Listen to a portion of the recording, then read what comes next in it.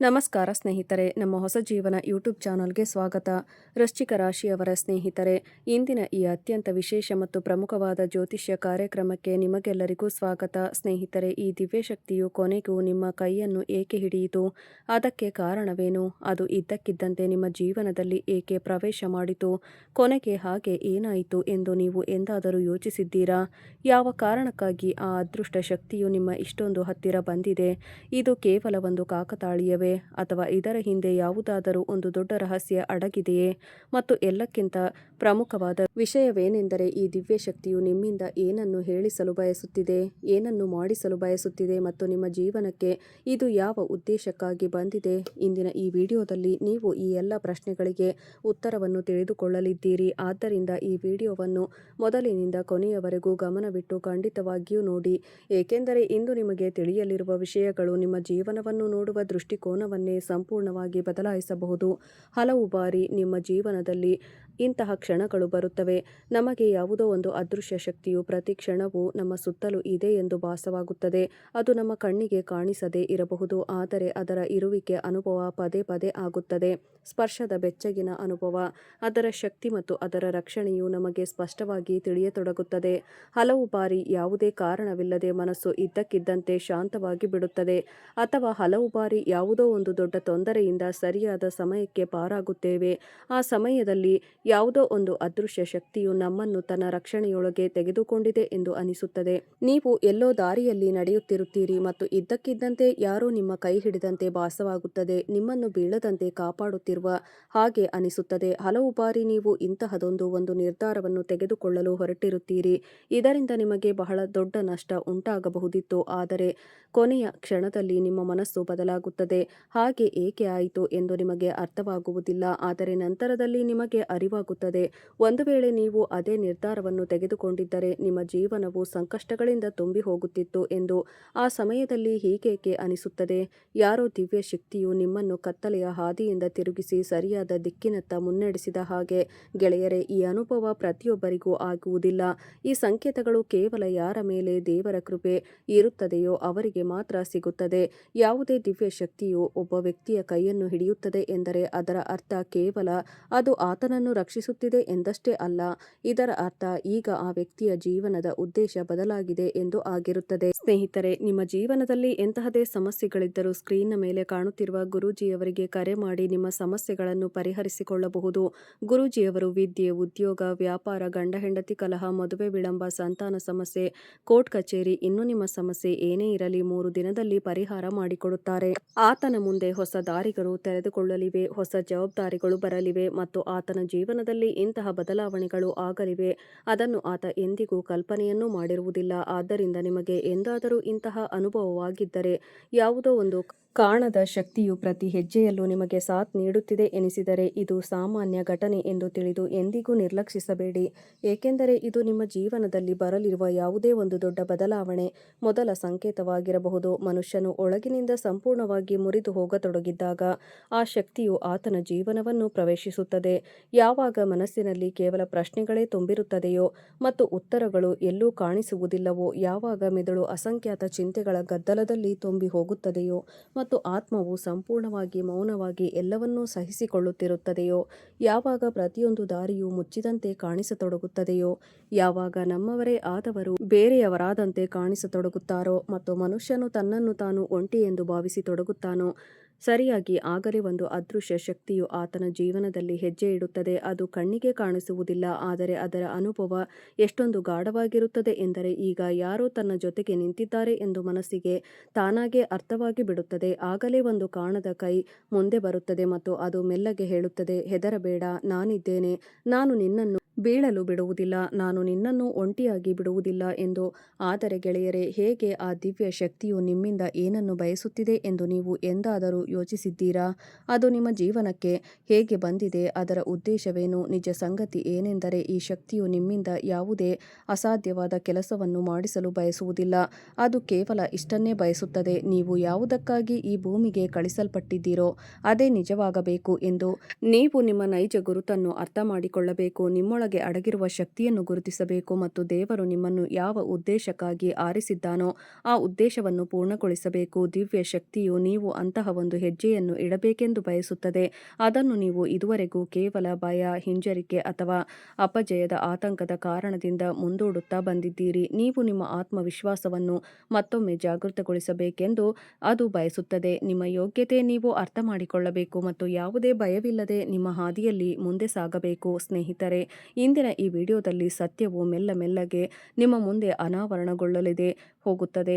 ಈ ದಿವ್ಯಶಕ್ತಿಯು ಕೊನೆಗೂ ನಿಮ್ಮೊಂದಿಗೆ ಏಕೆ ಜೋಡಿಸಿಕೊಂಡಿದೆ ಎಂಬುದು ನಿಮಗೆ ತಿಳಿಯುತ್ತದೆ. ಅದು ನಿಮಗೆ ಯಾವ ದಿಕ್ಕಿಗೆ ಕರೆದೊಯ್ಯಲು ಬಯಸುತ್ತಿದೆ ಮತ್ತು ಬರುವ ದಿನಗಳಲ್ಲಿ ನಿಮ್ಮ ಜೀವನದಲ್ಲಿ ಯಾವ ದೊಡ್ಡ ಬದಲಾವಣೆ ಬರಲಿದೆ ಎಂಬುದನ್ನು ತಿಳಿಸುತ್ತದೆ. ಇದುವರೆಗೆ ನೀವು ಕೇವಲ ಕಾಕತಾಳೀಯ ಎಂದು ಭಾವಿಸುತ್ತಿದ್ದ ಘಟನೆಗಳು ಅವು ವಾಸ್ತವವಾಗಿ ದೇವರೇ ಕಳುಹಿಸಿದ ಸಂಕೇತಗಳಾಗಿರಬಹುದು. ಯಾವ ತೊಂದರೆಗಳು ನಿಮ್ಮನ್ನು ದುರ್ಬಲಗೊಳಿಸುತ್ತಿದ್ದವೋ ಅವುಗಳೇ ನಿಮ್ಮನ್ನು ಒಂದು ಹೊಸ ಗುರಿಯತ್ತ ತಲುಪಿಸಲು ತಯಾರಿ ನಡೆಸುತ್ತಿರಬಹುದು. ಆದ್ದರಿಂದ ಈ ವಿಡಿಯೋವನ್ನು ಕೊನೆಯವರೆಗೂ ಗಮನವಿಟ್ಟು ನೋಡಿ, ಏಕೆಂದರೆ ಪ್ರತಿಯೊಂದು ವಿಷಯವೂ ನಿಮ್ಮ ಜೀವನಕ್ಕೆ ಸಂಬಂಧಿಸಿದ್ದಾಗಿರಬಹುದು. ಸ್ನೇಹಿತರೆ, ಈಗ ಸಮಯ ಬದಲಾಗಿದೆ, ಪರಿಸ್ಥಿತಿಗಳು ಬದಲಾಗತೊಡಗಿವೆ ಮತ್ತು ನಿಮ್ಮ ಅದೃಷ್ಟವೂ ಸಹ ಒಂದು ಹೊಸ ತಿರುವಿಗೆ ಬಂದು ತಲುಪಿದೆ. ದೇವರು ನಿಮ್ಮ ಕೈ ಹಿಡಿಯುತ್ತಿದ್ದಾನೆ ಮತ್ತು ಯಾವಾಗ ಮೇಲಿರುವವನು ಯಾರದ್ದಾದರೂ ಕೈ ಹಿಡಿಯುತ್ತಾನೋ ಆಗ ಜಗತ್ತಿನ ಯಾವುದೇ ಶಕ್ತಿಯು ಆತನ ಅದೃಷ್ಟದ ಹಾದಿಯಲ್ಲಿ ಎಂದಿಗೂ ಗೋಡೆಯಾಗಿ ನಿಲ್ಲಲು ಸಾಧ್ಯವಿಲ್ಲ. ಹಾದಿಯಲ್ಲಿ ಎಷ್ಟೇ ಅಡೆತಡೆಗಳು ಬಂದರೂ ಕೊನೆಯಲ್ಲಿ ಗೆಲುವು ಯಾರ ಜೊತೆ ದೇವರ ಆಶೀರ್ವಾದವಿರುತ್ತದೆಯೋ ಆ ವ್ಯಕ್ತಿಯದ್ದೇ ಆಗಿರುತ್ತದೆ. ನೀವು ಇಷ್ಟೊಂದು ಸುದೀರ್ಘ ಸಮಯದಿಂದ ಯಾವುದಕ್ಕಾಗಿ ಕಾಯುತ್ತಿದ್ದೀರೋ ಆ ಸಮಯ ಈಗ ದೂರವಿಲ್ಲ. ನೀವು ಹಗಲಿರುಳು ಶ್ರಮಪಟ್ಟು ತಾಳ್ಮೆಯಿಂದಿದ್ದು ಎಂದಿಗೂ ಭರವಸೆಯನ್ನು ಕಳೆದುಕೊಳ್ಳದೆ ಯಾವುದರ ಯಶಸ್ಸಿಗಾಗಿ ಕಾಯುತ್ತಿದ್ದೀರೋ ಅದು ಈಗ ನಿಧಾನವಾಗಿ ಅಲ್ಲ, ಬದಲಾಗಿ ಬಹಳ ವೇಗವಾಗಿ ನಿಮ್ಮ ಜೀವನವನ್ನು ಪ್ರವೇಶಿಸಲಿದೆ. ಯಾವ ಶುಭ ಸುದ್ದಿಗಳಿಗಾಗಿ ನೀವು ದೇವರ ಮುಂದೆ ತಲೆಬಾಗಿ ಪ್ರಾರ್ಥನೆ ಮಾಡಿದ್ದೀರೋ, ನಿಮ್ಮ ಮುಚ್ಚಿದ ಕಣ್ಣುಗಳಲ್ಲಿ ನಂಬಿಕೆಯಿದ್ದ ಯಾವ ಕನಸುಗಳನ್ನು ಪೋಷಿಸಿಕೊಂಡು ಬಂದಿದ್ದೀರೋ, ಯಾವ ಆಸೆಗಳು ಈಡೇರುತ್ತವೆ ಎಂಬ ಭರವಸೆಯನ್ನು ನೀವು ಎಂದಿಗೂ ಕೈಬಿಟ್ಟಿರಲಿಲ್ಲವೋ, ಈಗ ಅದೇ ಶುಭ ಸುದ್ದಿಗಳು ನಿಮ್ಮ ಬಾಗಿಲನ್ನು ತಟ್ಟತೊಡಗಿವೆ. ನಿಮ್ಮ ಜೀವನದಲ್ಲಿ ನಿಮ್ಮ ಯೋಚನೆಗಳಿಗಿಂತ ದೊಡ್ಡದಾದ ಇಂತಹ ಅವಕಾಶಗಳು ಬರಲಿವೆ. ಆಶೆಯ ಜಾಗವನ್ನು ಭರವಸೆ ತುಂಬಿಕೊಂಡಿದೆ, ಭಯದ ಜಾಗದಲ್ಲಿ ಆತ್ಮವಿಶ್ವಾಸ ಮೂಡಲಿದೆ ಮತ್ತು ಹೋರಾಟದ ಜಾಗದಲ್ಲಿ ಯಶಸ್ಸು ತನ್ನ ಹೆಜ್ಜೆಯನ್ನು ಇಡಲಿದೆ. ಕೇವಲ ನಿಮ್ಮ ನಂಬಿಕೆಯನ್ನು ಉಳಿಸಿಕೊಳ್ಳಬೇಕಷ್ಟೇ, ಏಕೆಂದರೆ ಯಾವಾಗ ದಿವ್ಯ ಶಕ್ತಿ ತಾನಾಗೆ ಯಾರಿಗಾದರೂ ಮಾರ್ಗದರ್ಶನ ನೀಡಲು ಪ್ರಾರಂಭಿಸುತ್ತದೆಯೋ ಆಗ ಆತನ ಜೀವನದಲ್ಲಿ ಆಗುವ ಬದಲಾವಣೆಗಳನ್ನು ಯಾರೂ ತಡೆಯಲು ಸಾಧ್ಯವಿಲ್ಲ. ಹೇಳುತ್ತಾರಲ್ಲವೇ, ದೇವರ ಮನೆಯಲ್ಲಿ ತಡವಾಗಬಹುದು, ಆದರೆ ಅವನು ನೀಡಿದಾಗ ಎಷ್ಟೊಂದು ನೀಡುತ್ತಾನೆ ಎಂದರೆ ಮನುಷ್ಯನೇ ಆಶ್ಚರ್ಯಚಕಿತನಾಗಿ ಯೋಚಿಸತೊಡಗುತ್ತಾನೆ. ಕೊನೆಗೂ ಇದೆಲ್ಲವೂ ನನ್ನ ಪಾಲಿಗೆ ಹೇಗೆ ಬಂತು ಎಂದು ಹಲವು ಬಾರಿ ನಿಮಗೆ ಅನಿಸುತ್ತದೆ. ನಿಮ್ಮ ಪ್ರಾರ್ಥನೆಗಳು ಯಾರು ಕೇಳುತ್ತಲೇ ಇಲ್ಲ ಎಂದು, ನಮ್ಮ ಕಠಿಣ ಪರಿಶ್ರಮಕ್ಕೆ ಯಾವುದೇ ಫಲ ಸಿಗುತ್ತಿಲ್ಲ ಮತ್ತು ನಮ್ಮ ಭರವಸೆಗಳು ಮೆಲ್ಲಗೆ ದುರ್ಬಲಗೊಳ್ಳುತ್ತಾ ಹೋಗುತ್ತಿವೆ ಎಂದು. ಆದರೆ ಸತ್ಯವೇನೆಂದರೆ ದೇವರು ತನ್ನ ಭಕ್ತನನ್ನು ಎಂದಿಗೂ ಮರೆಯುವುದಿಲ್ಲ. ಅವನು ಸರಿಯಾದ ಸಮಯಕ್ಕಾಗಿ ಕಾಯುತ್ತಿರುತ್ತಾನೆ, ಏಕೆಂದರೆ ಅವನಿಗೆ ಚೆನ್ನಾಗಿ ಆಗ ತಿಳಿದಿರುತ್ತದೆ ಯಾವ ವ್ಯಕ್ತಿಗೆ ಏನನ್ನು ನೀಡಬೇಕು, ಎಷ್ಟು ನೀಡಬೇಕು ಮತ್ತು ಯಾವಾಗ ನೀಡಬೇಕು ಎಂದು. ದೇವರ ಮನೆಯಲ್ಲಿ ತಡವಾಗಬಹುದು, ಆದರೆ ಎಂದಿಗೂ ಅನ್ಯಾಯವಾಗುವುದಿಲ್ಲ. ಯಾವಾಗ ಅವನ ಆಶೀರ್ವಾದ ಮಳೆಯಾಗಿ ಸುರಿಯುತ್ತದೆಯೋ ಆಗ ವರ್ಷಗಳ ಹೋರಾಟವೂ ಸಹ ಒಂದು ಕ್ಷಣದಲ್ಲಿ ಸಾರ್ಥಕ ಎನಿಸುತ್ತದೆ ಮತ್ತು ಮನುಷ್ಯನ ಇಡೀ ಜೀವನವೇ ಬದಲಾಗಿ ಬಿಡುತ್ತದೆ. ಸ್ನೇಹಿತರೆ, ಈಗ ಅದೇ ಶುಭ ಸಮಯ ನಿಮ್ಮ ಜೀವನದ ಕಡೆ ಮುನ್ನಡೆಯುತ್ತಿದೆ. ಅದೇ ಹೊಳಪು, ಅದೇ ಬೆಳಕು ಮತ್ತು ಅದೇ ದಿವ್ಯ ಕೃಪೆಯು ನಿಮ್ಮ ಜೀವನವನ್ನು ಬೆಳಗಿಸಲು ಸಿದ್ಧವಾಗಿ ನಿಂತಿದೆ. ಯಾವ ದಾರಿಗಳಲ್ಲಿ ಇದುವರೆಗೆ ಕತ್ತಲೆ ಕಾಣಿಸುತ್ತಿತ್ತೋ ಅಲ್ಲಿ ಈಗ ಯಶಸ್ಸಿನ ಕಿರಣಗಳು ಹರಡಲಿವೆ. ಯಾವ ಬಾಗಿಲುಗಳನ್ನು ಪದೇ ತಟ್ಟಿದ ನಂತರವೂ ಯಾವುದೇ ಉತ್ತರ ಸಿಗುತ್ತಿರಲಿಲ್ಲವೋ ಈಗ ಅದೇ ಬಾಗಿಲುಗಳು ನಿಮಗಾಗಿ ತಾವಾಗೇ ತೆರೆದುಕೊಳ್ಳಲಿವೆ. ವರ್ಷಗಳಿಂದ ನಿಮ್ಮ ಹೃದಯದಲ್ಲಿ ಜೋಪಾನವಾಗಿ ಇಟ್ಟುಕೊಂಡಿದ್ದ ಯಾವ ಕನಸುಗಳಿದ್ದವೋ ಈಗ ಅವು ನನಸಾಗುವುದು ಯಾರಿಂದಲೂ ತಡೆಯಲು ಸಾಧ್ಯವಿಲ್ಲ. ಏಕೆಂದರೆ ಯಾವಾಗ ದೇವರು ಯಾರನ್ನಾದರೂ ಜೀವನದಲ್ಲಿ ಬದಲಾವಣೆ ತರಲು ನಿರ್ಧರಿಸುತ್ತಾನೋ ಆಗ ಪರಿಸ್ಥಿತಿಗಳು ಸಹ ಅದಕ್ಕೆ ತಕ್ಕಂತೆ ಬದಲಾಗತೊಡಗುತ್ತವೆ. ಈಗ ನಿಮ್ಮ ಯಾವ ಶತ್ರುಗಳು ನಿಮ್ಮ ಬೆಳವಣಿಗೆಯನ್ನು ನೋಡಿ ಒಳಗೊಳಗೆ ಉರಿಯುತ್ತಿದ್ದರೋ, ಪ್ರತಿ ಹೆಜ್ಜೆಯಲ್ಲೂ ನಿಮ್ಮ ಪ್ರಗತಿಗೆ ಅಡ್ಡಿಪಡಿಸಲು ಪ್ರಯತ್ನಿಸುತ್ತಿದ್ದರೋ, ನೀವು ಎಂದಿಗೂ ಮುಂದೆ ಬರಬಾರದು ಎಂದು ಬಯಸುತ್ತಿದ್ದರೋ, ಈಗ ಅದೇ ಜನರು ನಿಮ್ಮ ಉನ್ನತಿಯನ್ನು ನೋಡಿ ಆಶ್ಚರ್ಯಚಕಿತರಾಗಲಿದ್ದಾರೆ. ಅವರ ಕಣ್ಣುಗಳಲ್ಲಿ ಅಪನಂಬಿಕೆಯು ಸ್ಪಷ್ಟವಾಗಿ ಕಾಣಿಸಲಿದೆ. ನಿಮ್ಮ ಅದೃಷ್ಟ ಇಷ್ಟೊಂದು ವೇಗವಾಗಿ ಹೇಗೆ ಬದಲಾಯಿತು ಬದಲಾಯಿತು ಎಂಬುದು ಅವರ ಕೈಯಲ್ಲಿ ಅರ್ಥ ಮಾಡಿಕೊಳ್ಳಲು ಸಾಧ್ಯವಾಗುವುದಿಲ್ಲ. ಯಾರು ಒಂದು ಕಾಲದಲ್ಲಿ ನಿಮ್ಮನ್ನು ನೋಡಿ ಅಪಹಾಸ್ಯ ಮಾಡುತ್ತಿದ್ದರೋ ಈಗ ಅವರೇ ನಿಮ್ಮ ಯಶಸ್ಸನ್ನು ಚರ್ಚಿಸಲಿದ್ದಾರೆ. ಯಾರು ನಿಮ್ಮ ಸೋಲಿಗಾಗಿ ಕಾಯುತ್ತಿದ್ದರೋ ಅವರು ಈಗ ನಿಮ್ಮ ಸಾಧನೆಯನ್ನು ನೋಡಿ ಮೌನವಾಗಿ ಬಿಡುತ್ತಾರೆ. ಅವರ ಬಳಿ ಯಾವುದೇ ಉತ್ತರ ಇರುವುದಿಲ್ಲ, ಏಕೆಂದರೆ ದೇವರ ಕೃಪೆಯಿಂದ ಆಗುವ ಬದಲಾವಣೆಗಳನ್ನು ಜಗತ್ತಿನ ಯಾವುದೇ ಶಕ್ತಿಯು ಅರ್ಥ ಮಾಡಿಕೊಳ್ಳಲು ಸಾಧ್ಯವಿಲ್ಲ. ಆದರೆ ಸ್ನೇಹಿತರೆ, ಇವೆಲ್ಲವೂ ಇದ್ದಕ್ಕಿದ್ದಂತೆ ನಡೆಯುತ್ತಿಲ್ಲ. ಇದು ಯಾವುದೇ ಕಾಕತಾಳೀಯದ ಫಲಿತಾಂಶವಲ್ಲ. ಇದು ನಿಮ್ಮ ನಂಬಿಕೆ ಮತ್ತು ತಪಸ್ಸು, ನಿಮ್ಮ ತಾಳ್ಮೆ ಮತ್ತು ಆ ಅಚಲವಾದ ವಿಶ್ವಾಸದ ಫಲವಾಗಿದೆ. ಇದನ್ನು ನೀವು ಅತ್ಯಂತ ಕಷ್ಟದ ಸಮಯದಲ್ಲಿಯೂ ಎಂದಿಗೂ ಮುರಿಯಲು ಬಿಡಲಿಲ್ಲ. ಜನರು ನಿಮ್ಮ ಕೈಬಿಟ್ಟು ಹೋದಾಗಲೂ ನೀವು ದೇವರ ಕೃಪೆಯನ್ನು ಬಿಡಲಿಲ್ಲ. ಪರಿಸ್ಥಿತಿಗಳು ನಿಮಗೆ ವಿರುದ್ಧವಾಗಿದ್ದಾಗಲೂ ನೀವು ಭರವಸೆಯನ್ನು ಜೀವಂತವಾಗಿಟ್ಟಿದ್ದೀರಿ. ಎಲ್ಲೆಡೆ ನಿರಾಸೆ ಆವರಿಸಿಕೊಂಡಾಗಲೂ ಒಂದು ದಿನ ದೇವರು ಖಂಡಿತವಾಗಿಯೂ ನ್ಯಾಯ ಮಾಡುತ್ತಾನೆ ಎಂದು ವಿಶ್ವಾಸವನ್ನು ನೀವು ಉಳಿಸಿಕೊಂಡಿದ್ದೀರಿ. ಅದೇ ವಿಶ್ವಾಸದ ಫಲ ನಿಮ್ಮ ಮುಂದೆ ಬರಲಿದೆ. ಈಗ ದೇವರು ನಿಮ್ಮ ಕೈ ಹಿಡಿದಿದ್ದಾನೆ ಮತ್ತು ಯಾರ ಕೈಯನ್ನು ಸ್ವಂತ ಭಗವಂತನೇ ಹಿಡಿಯುತ್ತಾನೋ ಅವರನ್ನು ಯಾರೂ ಕೆಳಗೆ ಬೀಳಿಸಲು ಸಾಧ್ಯವಿಲ್ಲ. ಎಷ್ಟೇ ಕಷ್ಟಗಳು ಎದುರಾಗಲಿ, ಎಷ್ಟೇ ಅಡೆತಡೆಗಳು ದಾರಿಯಲ್ಲಿ ನಿಲ್ಲಲಿ, ಜಯವು ಅವರೊಂದಿಗೆ. ಯಾರೊಂದಿಗೂ ಪ್ರಭುವಿನ ಕೃಪೆ ಇರುತ್ತದೆಯೋ ಅವರದ್ದೇ ಆಗಿರುತ್ತದೆ. ಆದ್ದರಿಂದ ಈಗ ಹೆದರುವ ಸಮಯವಲ್ಲ, ಬದಲಿಗೆ ವಿಶ್ವಾಸದೊಂದಿಗೆ ಮುನ್ನಡೆಯುವ ಸಮಯವಾಗಿದೆ. ಏಕೆಂದರೆ ಜೀವನದಲ್ಲಿ ಒಂದು ಹೊಸ ಅಧ್ಯಾಯವು ಪ್ರಾರಂಭವಾಗಲಿದೆ. ಎಲ್ಲಿ ಹೋರಾಟದ ಬದಲಿಗೆ ಯಶಸ್ಸು ಸಿಗಲಿದೆಯೋ, ನಿರಾಸೆಯ ಜಾಗದಲ್ಲಿ ಸಂತೋಷವಿರಲಿದೆ ಮತ್ತು ಅಪಜಯದ ಸ್ಥಾನದಲ್ಲಿ ಗೌರವ ಮತ್ತು ಪ್ರಗತಿ ನಿಮಗಾಗಿ ಕಾಯುತ್ತಿರುತ್ತದೆ. ನಿಮ್ಮ ಕತೆ ಈಗ ಬದಲಾಗಲು ತೊಡಗುತ್ತದೆ. ನಿಮ್ಮ ಸಮಯ ಈಗ ಆರಂಭವಾಗಿದೆ ಮತ್ತು ಈ ಬಾರಿ ತಿರುಗಿ ನೋಡುವ ಪ್ರಶ್ನೆ ಉದ್ಭವಿಸುವುದಿಲ್ಲ. ಯಾವ ಪರಿಸ್ಥಿತಿಗಳು ನಿಮ್ಮನ್ನು ಇದುವರೆಗೂ ತಡೆದು ನಿಲ್ಲಿಸಿದ್ದವೋ ಅವು ನಿಧಾನವಾಗಿ ಹಿಂದೆ ಸರಿಯುತ್ತವೆ. ತೊಂದರೆಗಳು ನಿಮ್ಮ ಆತ್ಮವಿಶ್ವಾಸವನ್ನು ದುರ್ಬಲಗೊಳಿಸುವುದಿಲ್ಲವೋ ಈಗ ಅದೇ ತೊಂದರೆಗಳು ನಿಮ್ಮ ಯಶಸ್ಸಿನ ಅಡಿಪಾಯವಾಗಲಿವೆ.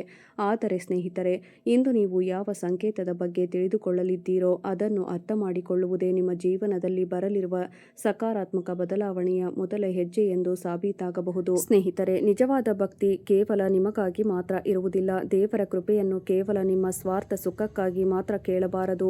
ಭಕ್ತಿಯ ನಿಜವಾದ ಉದ್ದೇಶ ಲೋಕ ಕಲ್ಯಾಣ, ಸೇವೆ, ಪ್ರೀತಿ ಮತ್ತು ಸದ್ಭಾವನೆ ಸಂದೇಶವನ್ನು ಹರಡುವುದೇ ಆಗಿದೆ.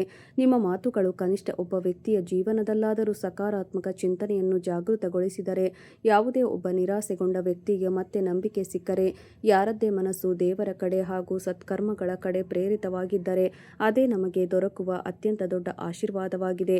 ಆದರೆ ಒಂದು ವೇಳೆ ನಾವು ನಿಮ್ಮ ಜೀವನದಲ್ಲಿ ಯಾವುದೇ ಸಕಾರಾತ್ಮಕ ಬದಲಾವಣೆಯನ್ನು ತರಲು ಸಾಧ್ಯವಾಗದಿದ್ದರೆ, ನಿಮ್ಮ ತೊಂದರೆಗಳ ನಡುವೆ ನಿಮಗೆ ಸ್ವಲ್ಪ ಧೈರ್ಯವನ್ನು ನೀಡಲು ಸಾಧ್ಯವಾಗಿದ್ದರೆ, ನಿಮ್ಮ ದಾರಿಯನ್ನು ಸುಲಭಗೊಳಿಸಲು ನಮಗೆ ಯಾವುದೇ ಸಹಾಯ ಮಾಡಲು ಸಾಧ್ಯವಾಗದಿದ್ದರೆ, ನಮ್ಮ ಶ್ರಮ ಇನ್ನೂ ಅಪೂರ್ಣವಾಗಿದೆ ಎಂದು ನಾವು ಭಾವಿಸುತ್ತೇವೆ.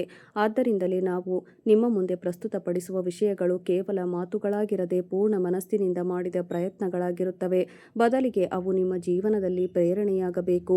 ಸ್ನೇಹಿತರೆ, ನಾವು ನಮ್ಮ ಹೃದಯದ ಆಳದಿಂದ ನಿಮಗೆ ಹೇಳುವುದೇನೆಂದರೆ, ನಾವು ಹಂಚಿಕೊಳ್ಳುವ ಜ್ಞಾನ ಮತ್ತು ಅನುಭವಗಳು ದೇವರ ಕೃಪೆ ಮತ್ತು ನಂಬಿಕೆಯ ಪ್ರೇರಣೆ ಎಂದು ನಾವು ಭಾವಿಸುತ್ತೇವೆ. ಮನುಷ್ಯನು ಎಷ್ಟೇ ಜ್ಞಾನಿಯಾಗಿದ್ದರೂ ಸಹ ದೇವರ ಕೃಪೆ, ವಿನಮ್ರತೆ ಮತ್ತು ಸದ್ಬುದ್ಧಿ ಇಲ್ಲದೆ ಆತ ಏನನ್ನೂ ಮಾಡಲು ಸಾಧ್ಯವಿಲ್ಲ ಎಂದು ನಾವು ದೃಢವಾಗಿ ನಂಬುತ್ತೇವೆ. ಆದ್ದರಿಂದ ನಾವು ನಮ್ಮನ್ನು ಕೇವಲ ಒಂದು ಮಾಧ್ಯಮ ಎಂದು ಭಾವಿಸುತ್ತೇವೆ. ಇಲ್ಲಿ ಏನೆಲ್ಲ ಒಳ್ಳೆಯದಾಗಿದೆಯೋ ಅದು ಭಗವಂತನ ಕೃಪೆಯಿಂದಾಗಿದೆ ಮತ್ತು ಒಂದು ವೇಳೆ ಎಲ್ಲಾದರೂ ಲೋಪದೋಷಗಳಿದ್ದರೆ ಅದು ನಮ್ಮ ಮಿತಿಗಳ ಕಾರಣದಿಂದಾಗಿ. ಆದ್ದರಿಂದ ಸ್ನೇಹಿತರೆ, ನೀವು ಕೇವಲ ನಮ್ಮ ಮಾತುಗಳನ್ನು ಕೇಳಬೇಡಿ, ಬದಲಿಗೆ ಅವುಗಳ ಹಿಂದಿರುವ ಭಾವನೆಗಳನ್ನು ಅರ್ಥ ಮಾಡಿಕೊಳ್ಳಲು ಪ್ರಯತ್ನಿಸಿ.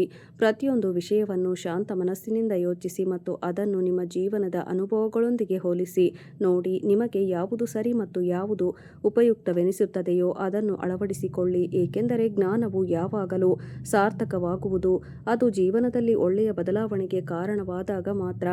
ಆದರೆ ಸ್ನೇಹಿತರೆ, ಬನ್ನಿ ಸ್ನೇಹಿತರೆ, ಇಂದಿನ ಈ ಜ್ಞಾನವರ್ಧಕ ಪ್ರೇರಣಾದಾಯಕ ವಿಡಿಯೋವನ್ನು ಮುಗಿಸೋಣ.